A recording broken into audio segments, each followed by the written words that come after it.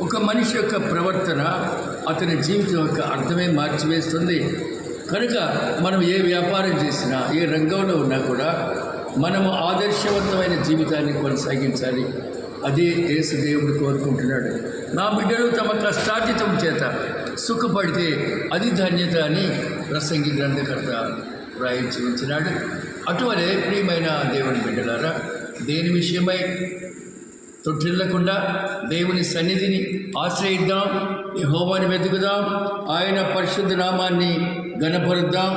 మన జీవితాల్లో ఈర్ష్య, అసూయ, ద్వేషం ఇలాంటివన్నీ లేకుండా, విద్వేషాలు రెచ్చగొట్టేటువంటి ఆలోచన లేకుండా ఇతరులను ప్రేమిద్దాం. యేసు దేవుడు మనకు నేర్పిన సత్యం, నిన్ను వలె నీ పొరుగు వాడిని ప్రేమించమని.